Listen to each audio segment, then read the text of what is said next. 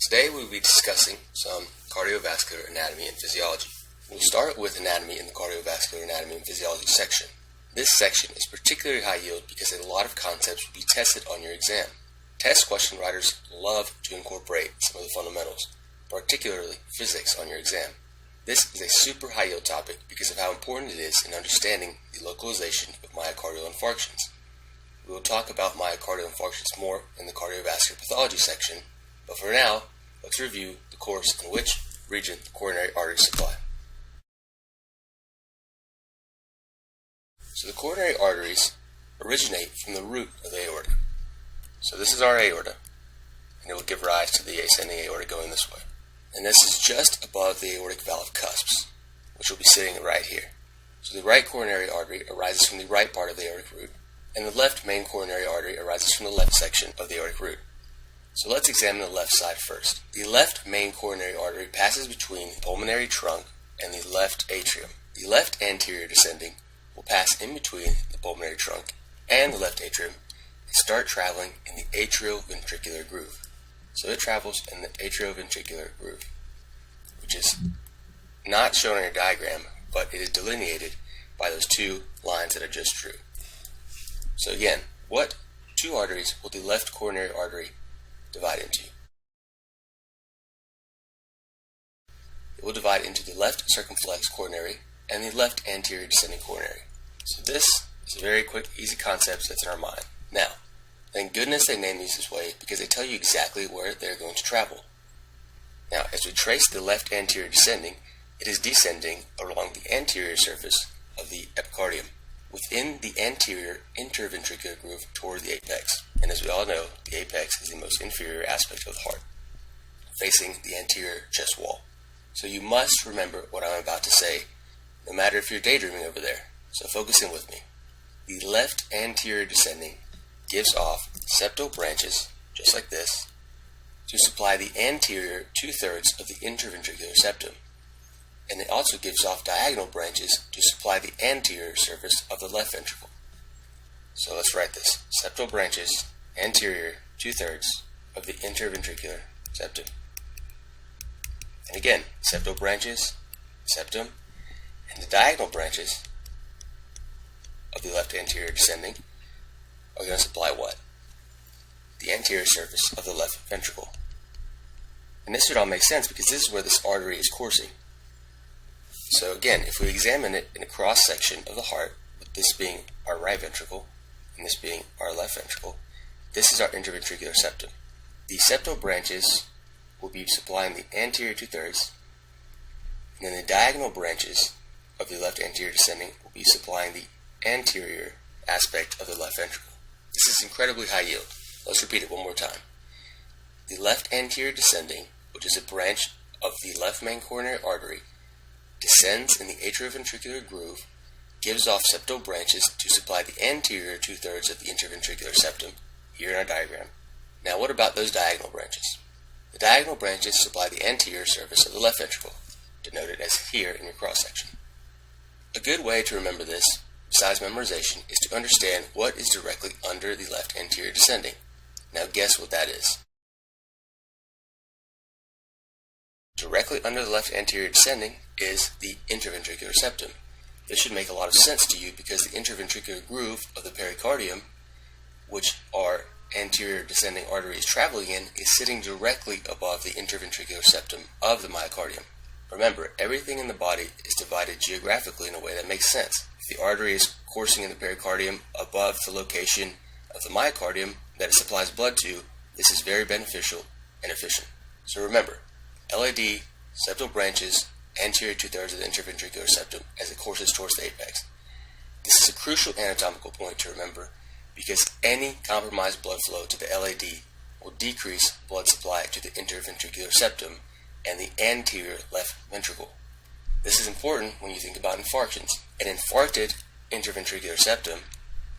So again, if we infarct the anterior 2/3 of the interventricular septum because we have decreased blood supply to the left anterior descending with an atherosclerotic lesion, we will increase our risk for rupture and creation of a ventricular septal defect because the infarcted muscle will leave non-viable myocardium. which will be very prone to rupture, especially when macrophages are removing all of the necrotic debris. Alright, so now what about this circumflex? First of all, why is it called the circumflex? Well, as you can see, it winds around, circumflexing around towards the posterior surface.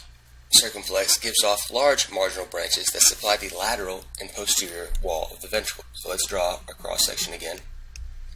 Remember, we said this is the anterior 2/3 is by the LAD, and so is the anterior surface of the left ventricle. Now our left circumflex circumflexes towards the posterior wall, and it will supply the lateral and the posterior surface of the left ventricle. So let's summarize quickly.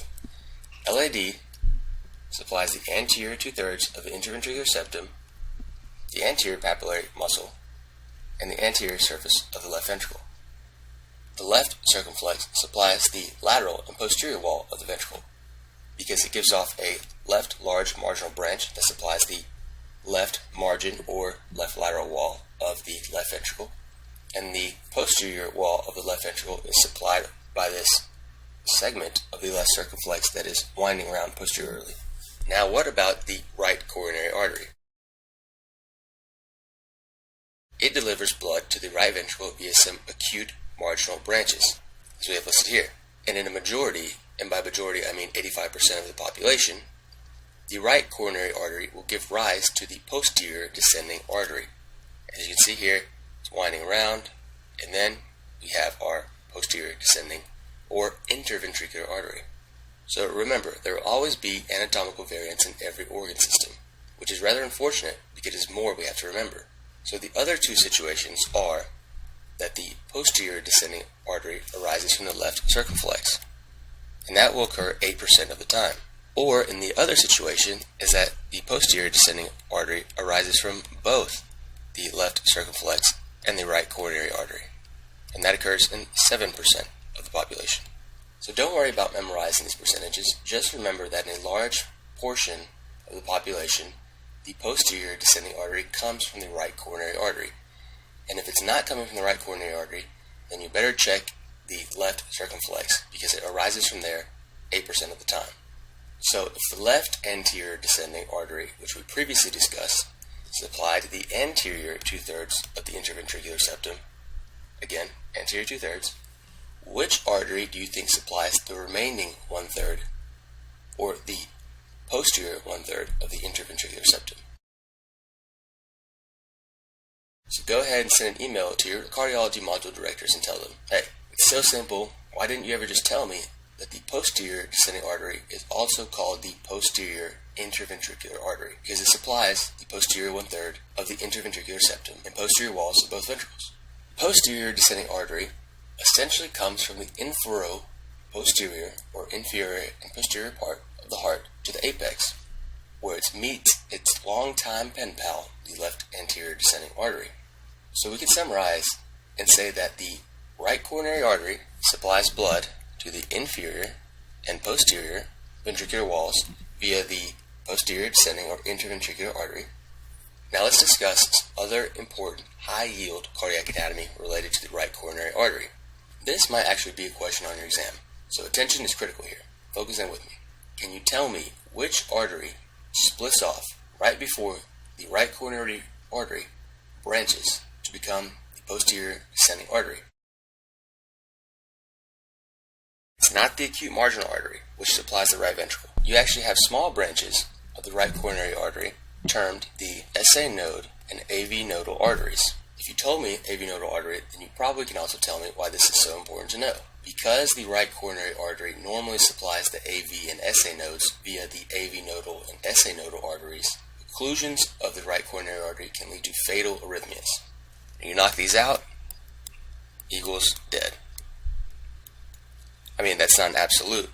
So if you think about it, if you knock out the SA and AV node, the cells that set the intrinsic automaticity of our myocardial depolarizations, you will have an increased propensity for ectopic beats, which means that other cells of the conduction system, particularly in the Purkinje or the ventricles, will have to set the pacemaker baseline depolarizations. And we have discussed how this can predispose us to fatal arrhythmias because there will be desynchronization of depolarizations of the myocardium. We will get much more further in depth in the cardiovascular pathology section, so don't worry. So two other important pieces of information listed in your first aid book are also critically important here. The coronary arteries travel in the epicardium. Remember, it's three layers: the epicardium, the myocardium, and then the endocardium.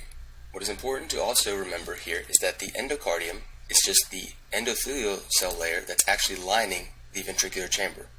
The cells in the endocardium receive oxygen and nutrients from the blood that is within the ventricular chamber. So myocardial infarcts rarely ever affect the endocardium. The cell layer that sits directly below the endocardium, which we would term the subendocardium, is the most prone for myocardial infarctions. Now the reason for this is that the coronary arteries travel in the epicardium, and they send perforating branches down through the last layer of that epicardium, through the myocardium, and down all the way to the subendocardium. So what do you think is going to happen to these perforators when the myocardium is contracting? As you can see, they're traveling through this contractile element of the heart. Well, when the myocardium contracts, these will be crimped down on, and it will not be very conducive to perfusion.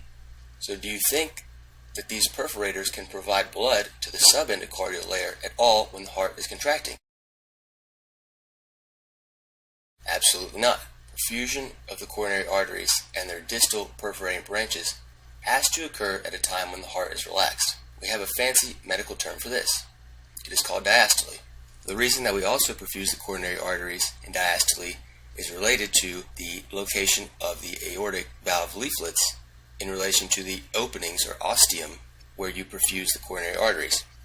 As you can see here again in this diagram, the aorta is ejecting blood obviously into the systemic circulation, and to do so we must open our aortic valve leaflets. The openings to the coronary arteries are sitting here at the root of the aorta. In systole, the aortic valve leaflets fly open and they block the ability of blood to flow into these coronary artery openings or ostium. That is why we must wait until we reach diastole. So it must go from systole to diastole when there is a decreased ejection because we have completed systole and the valve leaflets are shut so that these openings are now able to receive blood. So perfusion of the coronary arteries and their distal perforating branches has to occur during diastole. The last high yield fact, which I definitely remember was on my step 1 exam, is the relationship of the most posterior part of the heart with an important nerve that we've already mentioned in the embryology section. Remember, it wraps under the ligamentum arteriosum. If you have this concept on your exam, you will probably be presented with a question that goes something like this. You have a 54-year-old white female with a history of severe sequelae. Sequelae just means that you have some bad residual morbidities associated with some disease that you had when you were younger, or at any point in time. So, 54-year-old white female, history of severe sequelae after a bacterial infection as a child, has a transesophageal echocardiogram, which is when they stick the sonogram element in the esophagus detector, and this is done because her cardiologist was following her for a systolic murmur heard best in the apex.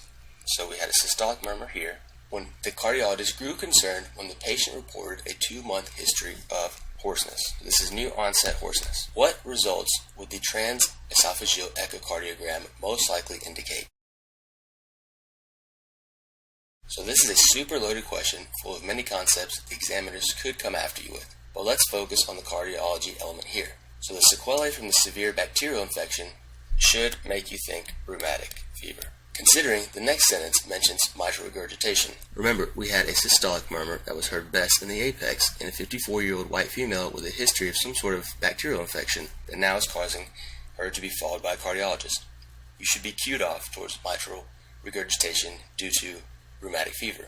So that means that we have regurgitation of blood from the left ventricle into the left atrium across that incompetent mitral valve. We're essentially pushing a bunch of volume over and over and over again into the left atrium. Over time, this causes a balloon-like dilatation of that left atrium because that is the way that the heart compensates for an increase in volume. It compensates differently for an increase in pressure. So the regurgitation of blood into the left atrium across the incompetent mitral valve has caused a compensatory hypertrophy and dilatation. Eventually, the dilatation of this left atrium will compress a nerve that's running right here near it. What nerve is that? The left atrium will be compressing the left recurrent laryngeal nerve, and that nerve is responsible for innervating all of the intrinsic muscles of the larynx, which is why she's been presenting with a 2-month history of hoarseness. Alright, great, you guys dominated that. Let's go ahead and move on to some physiology. In a quick review, this is the area that is supplied by the left anterior descending. Remember, it comes down here in the atrioventricular groove and supplies the anterior 2/3 of the intraventricular septum and the most anterior aspect of the left ventricle. The left marginal artery comes off the left circumflex, and this supplies the lateral element of the left ventricle, while the left circumflex supplies the posterior element of the left ventricle. The right coronary artery comes down and gives off the acute marginal branches that supply the right ventricle, and then it gives off the posterior descending artery, which supplies the posterior 1/3 of the interventricular septum and the posterior aspect of the right ventricle.